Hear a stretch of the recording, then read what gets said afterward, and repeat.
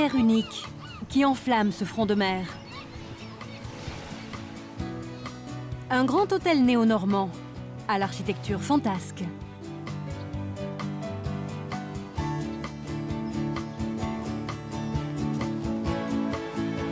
Des planches légendaires qui célèbrent le cinéma américain.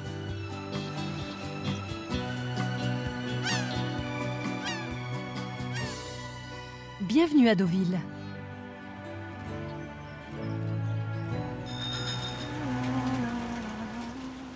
Deauville, Dominique Rouillard connaît bien. Sa passion, c'est l'architecture balnéaire. Elle nous emmène là où tout a commencé, il y a 150 ans. Alors là, on est sur une des rives de la Touques. D'un côté, on a Trouville qui va s'étager sur ces collines de manière très pittoresque. Et puis de l'autre côté, on a un marais. On a un territoire totalement plat, parfois nauséabond, puisqu'il y a des marnes pas très agréables à la vue et à l'odeur. Et donc, par ces handicaps, d'une certaine façon, Deauville va s'inventer avec une très forte originalité par rapport à Trouville. C'est un peu le Las Vegas, d'une certaine façon, hein. Un lieu de divertissement, un lieu du cosmopolitisme, un lieu de l'exotisme, de l'ouverture à l'Amérique, puisque la mer est toute proche et on estime que l'Amérique est de l'autre côté. Celui qui veut faire de ce marais une ville aussi moderne qu'en Amérique, c'est le demi-frère de Napoléon III, le duc de Morny. Homme d'affaires avisé, il rêve ici d'une ville nouvelle, à la pointe du progrès. Une ville d'avant-garde, posée au bord de l'eau.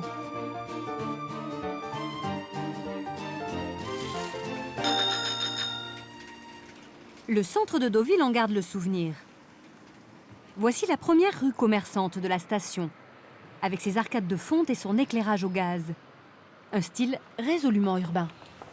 Pourquoi est-ce qu'il fallait faire ville? Il fallait faire ville parce qu'il fallait assurer à la population qui venait essentiellement de Paris, en gros, qu'ils allaient trouver à Deauville des boulevards, des trottoirs, de la linéarité, de la modernité, la ville du 19e siècle qui rentre dans cette époque de l'accélération, du chemin de fer. Ce fragment est très représentatif de ce qu'on imaginait être une ville moderne au 19e siècle.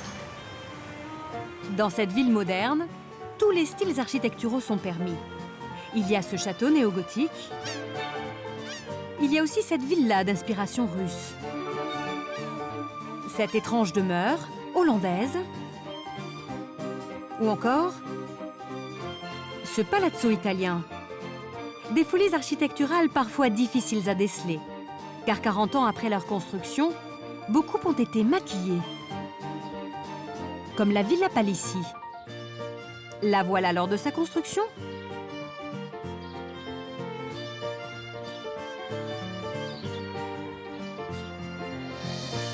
Et la voici aujourd'hui. On se met à maquiller les maisons parce que la ville elle-même se maquille. La ville préfère choisir une image plus conventionnelle, plus stable. Et donc, la ville décide d'orienter son image vers la Normandie. Pans de bois, toiture tombante, tout est rajouté, plaqué. De l'époque de son exubérance, Bonjour. Bonjour. les propriétaires ont cependant gardé un souvenir. Ces pierres de lave peintes. Elles représentent les déesses marines et les bienfaits de la mer. Elles tapissaient à l'origine la façade du palazzo et c'était devenu gênant. Habiter dans un palazzo italien, c'était un peu se comporter comme si on était au XVIe siècle, hein, et donc d'une manière absurde par rapport à la Normandie.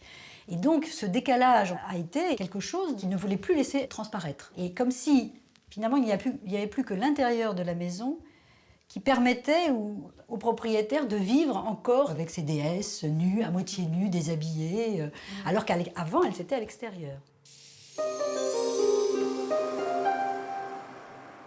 Non loin de la Villa Palissy, une autre construction a contribué à l'essor de Deauville. C'est l'hippodrome. Et aujourd'hui, c'est jour de quintet. accélérer l'Asman Fognien qui profite maintenant d'un boulevard à la corde pour accélérer, ainsi qu'Atlantique Nord, point sur le France, le Tigane qui progresse et Slipshot qui vient extrêmement vite, à environ 200 mètres du but. À Deauville, l'hippodrome a joué un rôle considérable pour attirer les Parisiens. Construit à toute allure, il a été inauguré en 1862, avant même l'église de la toute nouvelle station balnéaire. Ici, les jours de course, l'adrénaline atteint toujours des sommets.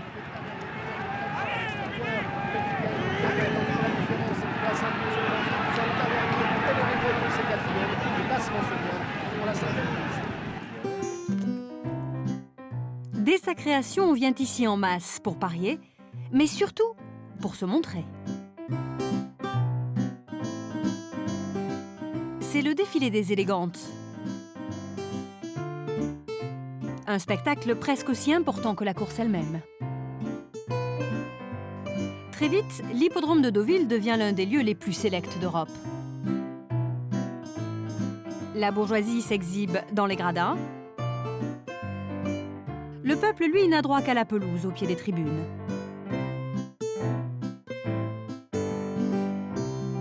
Le Deauville de Napoléon III s'épanouit pleinement dans cette organisation sociale, jusqu'à la chute de l'Empire.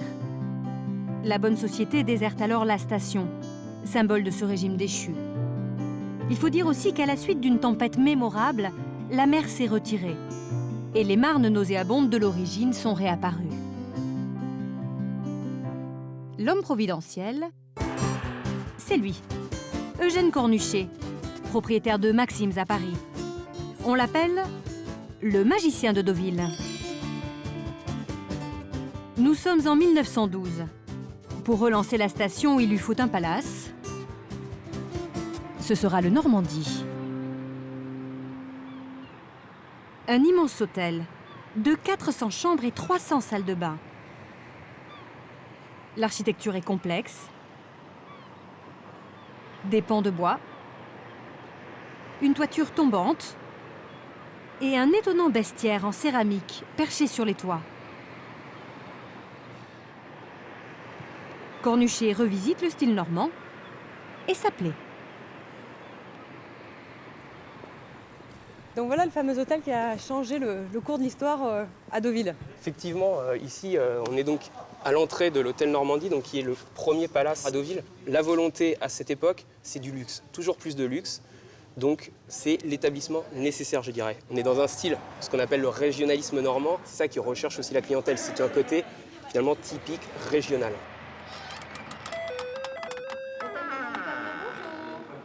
À l'intérieur, l'ambiance est au cottage anglo-normand. Boiserie, cheminée. Il y a ici 30 salons, éclairés par 200 000 bougies électriques. Il y a aussi 11 km de tapis, 25 km de papier peint. À l'époque, c'est le palace le plus moderne de France. Donc en fait, ici, si vous voulez, on est dans une des plus belles suites de cet hôtel Normandie, donc, où on était à l'extérieur tout à l'heure. Là, c'est l'une des suites les plus prisées, les plus recherchées, si vous voulez, de cet hôtel. La toile de Jouy, c'est la marque de fabrique de l'hôtel. Ici, l'idée de Cornuchet, c'est d'accueillir ses convives comme à la maison. Généralement, à l'époque, on s'installe quand même pour des périodes assez longues. Très souvent, 3 semaines. C'est surprenant de voir par exemple les trains qui arrivaient à la gare de Deauville à cette époque. C'est notamment des grandes malles par la domesticité qui venaient installer finalement une sorte d'annexe dans l'hôtellerie ici. Chaque année, au beau jour, c'est le grand déménagement pour la saison deauvillaise. Le train relie Paris à Deauville en 3 heures à peine. Mais le must, c'est de venir ici en voiture. Et chose rare pour l'époque, le Normandie possède un parking. Une raison de plus pour profiter de l'hôtel et de son très fameux restaurant. La Belle Époque. Ici, le décor s'inspire à la fois des demeures anglaises du XVIIIe siècle et du château de Fontainebleau. Mais le meilleur se trouve assurément dans son assiette. Il y a notamment la selle d'agneau, qui est un des mets les plus raffinés et recherchés par les clients durant les années 20. Et donc c'est ici, dans cet établissement, dans ce restaurant, que l'on peut trouver visiblement les plus fins, les plus raffinés, grâce à des chefs vraiment très réputés ici. Un raffinement culinaire qui attire toute la fine fleur du monde des arts. Mistinguett, Sacha Guitry, Apollinaire. Il vient aussi le gratin de la politique comme Winston Churchill ou des têtes couronnées dans le sillage du prince de Galles. Tout un petit monde qui se côtoie, se reçoit et pour l'occasion s'habille. Juste à côté du Normandie, le Printemps ouvre donc une succursale. Mais l'enseigne qui va marquer de son style la station, c'est celle de Gabrielle Chanel. Elle ouvre ici sa première boutique en 1913. Au siège de la marque, on conserve précieusement les premiers modèles conçus à Deauville.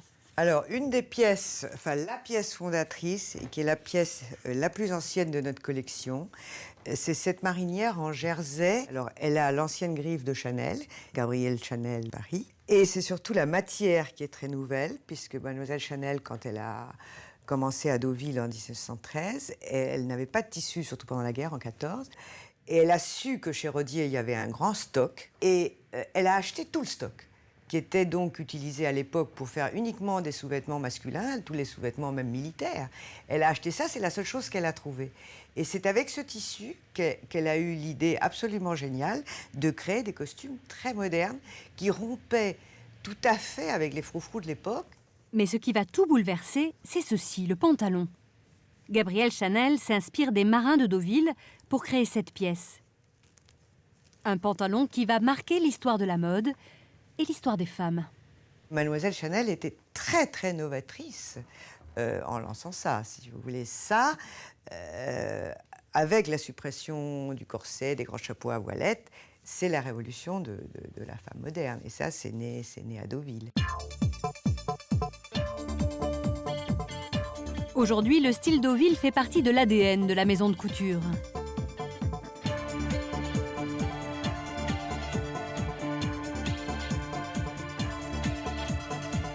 Du bleu, du blanc, mais aussi du beige, l'autre couleur fétiche de Mademoiselle Chanel.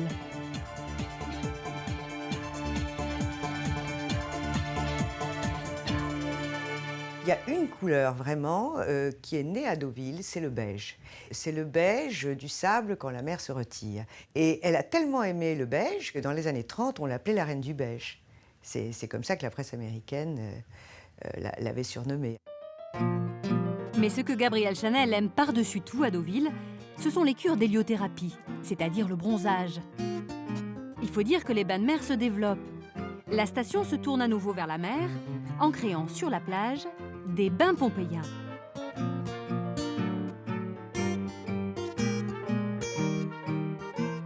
« 1923 est aussi marqué par la création des fameuses planches. 643 mètres de long, 7 de large. On s'y montre. On y parade. C'est la promenade incontournable du tout Deauville avant de rejoindre le casino. Créé par Eugène Cornuchet sur le modèle du Trianon à Versailles, il se trouve à quelques mètres du Normandie.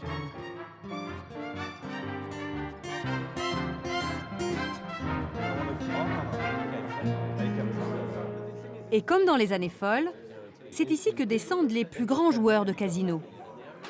Comme Bruno Fitoussi, c'est l'un des plus célèbres champions français de poker. Aujourd'hui, un grand tournoi a lieu au casino. Et privilège des résidents du Normandie, il s'y rend par un passage tout à fait spécial. Moi, ça me fait toujours penser, quand je passe dans ce couloir, enfin, un petit peu à la reine des gladiateurs qui devait rentrer, il devait passer sans doute dans un tunnel comme ça. Donc c'est un peu ça, on va arriver dans l'arène. Un tunnel relie en effet l'hôtel au casino. Il passe sous la route pour plus de confort et plus de discrétion.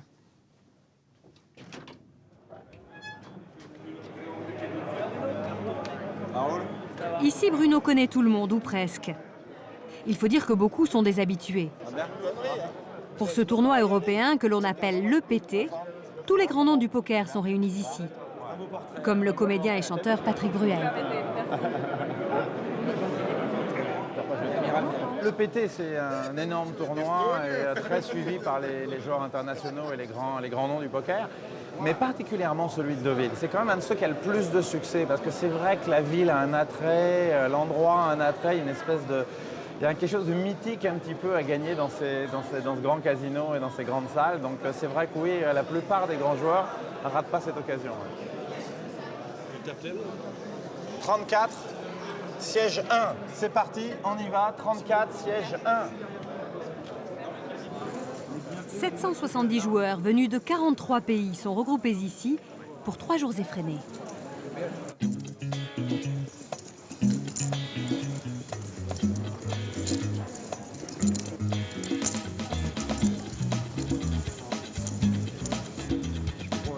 Dans les années folles, c'est toute la gentry qui se retrouvait au casino tous les soirs. Le jeu roi, celui qui concentrait 95% des mises, c'était le baccarat. On l'appelait la mine d'or de Deauville.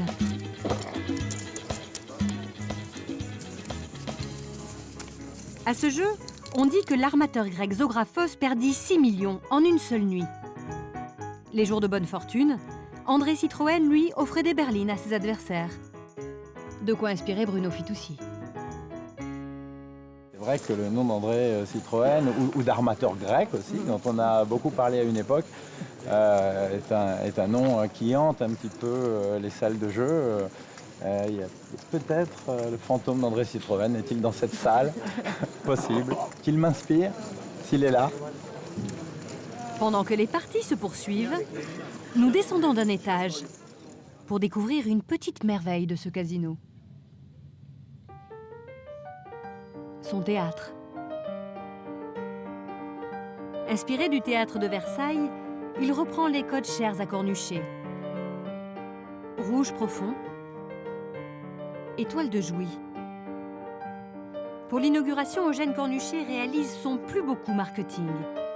Il y fait venir les Ballets Russes, une troupe qui vient d'enflammer Paris, avec le sulfureux danseur étoile, Nijinsky. Le ballet va attirer à Deauville la crème des artistes et des mécènes parisiens. Un coup médiatique qui époustoufle encore Philippe Normand. Cette première saison d'été de Deauville a un tel impact que 2 ans après, la presse parisienne a fait le constat que toute la communauté artistique parisienne se déplace l'été à Deauville.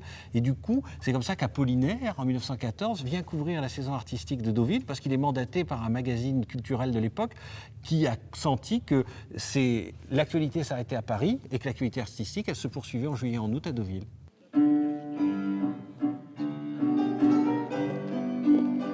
Aujourd'hui, les ballets russes sont de retour pour le 150e anniversaire de Deauville. Олечка, чуть согни руку. Катенька тоже чуть круглее. Маряша, ну все вместе, встаньте. Leur programmation est désormais classique en France. Mais il y a un siècle, ils étaient auréolés d'un parfum de scandale. Diaghilev était une espèce de personnage flamboyant, mais qui était notoirement reconnu et affirmant son homosexualité. Et il y avait eu, en plus, en 1912, donc au mois de mai, 2 mois avant l'inauguration du théâtre du Casino de Deauville, le fameux scandale avec Nijinsky dans l'après-midi d'un faune, où pour une interprétation comme ça d'un geste qu'on avait jugé obscène, c'est un ballet qui avait fait scandale. Donc quand les ballets russes arrivent à Deauville, ils sont encore tout auréolés du scandale qui a eu lieu quelques mois auparavant à Paris, quoi. En choisissant les ballets russes, ils s'attiraient d'emblée l'attention de toute une clientèle qui souhaitait amener sur Deauville. Et ça n'a pas loupé.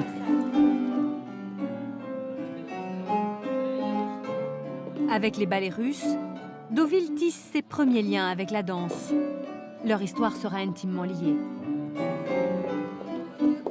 C'est l'une des raisons pour lesquelles une autre grande figure de la danse rejoint Deauville. La sublime Isadora Duncan, fondatrice de la danse contemporaine.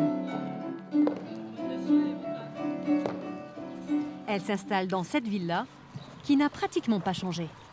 C'est la maison qui s'appelle la Villa Black and White.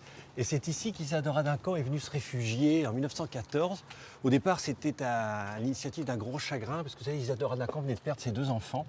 Deux enfants qui s'étaient noyés dans la Seine, parce que par imprudence, le chauffeur n'avait pas mis le frein à main de la voiture, donc la voiture était tombée dans la Seine avec les deux enfants. Donc, inconsolable de la perte de ses deux enfants, elle sortait d'une grossesse qui elle-même s'était mal terminée, donc pleine de désespoir. En 1914, Isadora Duncan file à Deauville. Cette maison, entièrement noire et blanche, un parti pris graphique très moderne pour l'époque, séduit la danseuse. Elle s'y installe pour oublier. Vous imaginez cette maison comme ça, maison de bord de mer, maison de l'été, et puis avec cette espèce comme ça de traces d'Isadora Duncan qui, comme un fantôme, erre encore, mais pas un fantôme qui effraie, un fantôme qui renvoie au mouvement, qui renvoie à la mélancolie et puis au temps qui passe. L'intérieur aussi était entièrement noir et blanc. Il en reste un souvenir.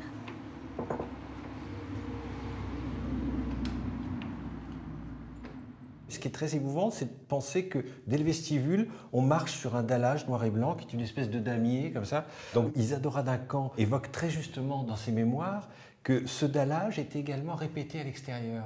Et une nuit de pleine lune, elle a eu une espèce d'angoisse terrible, parce qu'en fixant ce carrelage extérieur, qui était des dalles un peu plus grandes, elle a immédiatement superposé l'image de la tombe de ses enfants.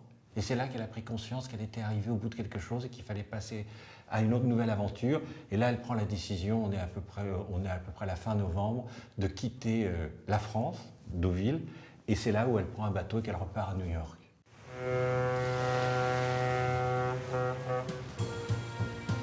En face de la villa Black and White, Jean Gabin prend ses quartiers. Deauville sera pour lui un port d'attache. Gabin, Rita Hayworth, Louis de Funès. Le 7e art noue lui aussi une relation intime avec Deauville. Le point d'orgue, c'est en 1966, avec le très célèbre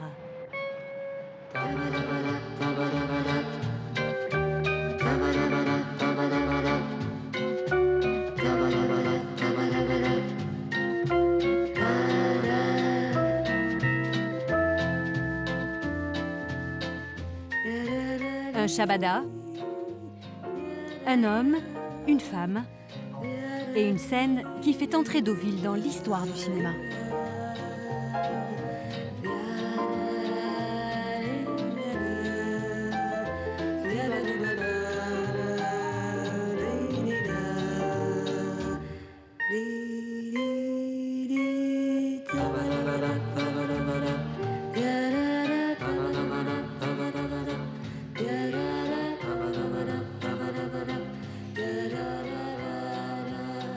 « 44 ans plus tard, au cœur de l'hiver, le réalisateur Claude Lelouch est de retour sur les planches.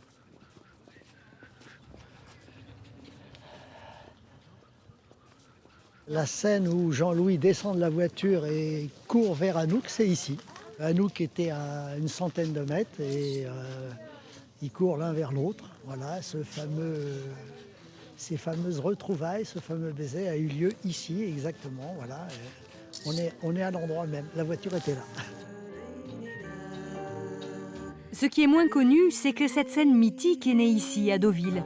Un jour où Claude Lelouch, éreinté par la critique pour son premier film, est au désespoir. Un soir, j'ai pris la voiture et j'ai roulé comme ça. J'étais vraiment cassé, désespéré. J'avais plutôt envie d'avoir un accident qu'autre chose. Et j'ai roulé sans savoir vraiment où j'allais. Inconsciemment, je suis venu jusqu'à Deauville. Et à 2 h du matin, je me suis arrêté au bord des planches, là, à 50 mètres de là. Je me suis endormi dans la voiture, mort de fatigue. Et à 6-7 h du matin, j'ai été réveillé par un soleil splendide, une lumière incroyable, la marée basse. Et sur cette plage complètement déserte, dans le lointain, il y avait une femme, un enfant et un chien qui gambadaient. J'ai commencé à me raconter l'histoire de cette femme, essayer de lui trouver des motivations. Et puis en me rapprochant d'elle, l'idée d'un homme et une femme est arrivée. Claude Lelouch est alors devenu un inconditionnel de ce petit bout de Normandie. Un lieu qui nourrit désormais son aspiration. On a tous des endroits géographiques qui nous conviennent mieux. Je veux dire que nous sommes de grandes antennes. Il y a des endroits où on capte mieux, et c'est comme les portables. Il y a des endroits où on capte, des endroits où on ne capte pas. Et je sais que dans ce pays, je capte bien. Puis en plus, les lumières ici sont sublimes et elles changent tout le temps. Nous sommes le 14 février, c'est la Saint-Valentin. Et pour l'occasion, des centaines d'amoureux se sont donné rendez-vous sur la plage. Car aujourd'hui, Claude Lelouch va filmer à nouveau la scène des retrouvailles, avec tous ceux qui voudront se prêter au jeu. Et ils sont nombreux. Alors regardez, on a une lumière extraordinaire. Alors aujourd'hui, on tourne des hommes et des femmes. À 3, vous partez. 1, 2, 3, partez!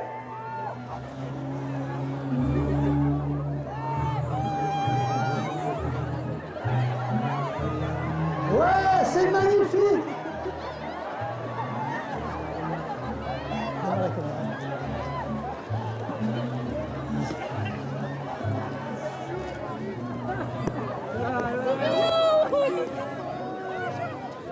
Bravo! C'est nous deux. C'est un peu notre histoire. On s'est connus à Trouville. On s'est connus à Trouville. Voilà, c'est ça. Elle n'était pas au courant. On est venu sur Deauville pour ça. Et Donc, hier, voilà. dans la voiture, je lui disais, on chantait chez Bada Bada, et je lui disais, ce serait le bonheur de rencontrer Claude Lelouch demain. C'est un mythe. Et c'est un mythe qui nous accompagne. On vient souvent à Deauville, donc ça fait partie de notre vie. Le cinéma et Deauville, c'est désormais une histoire d'amour. Et les planches en témoignent. Depuis 1975, tous les mois de septembre, Deauville se met à l'heure américaine et fait son festival.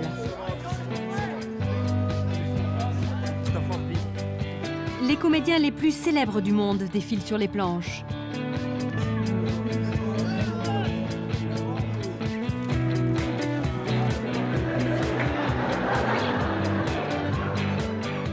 Il y a des rires.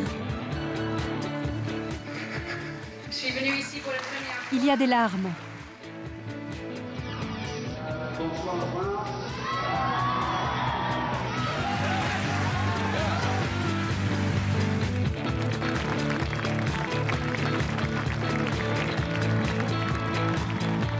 Et sous les feux de la rampe, c'est un peu le rêve d'Amérique du duc de Morny qui se concrétise à Deauville.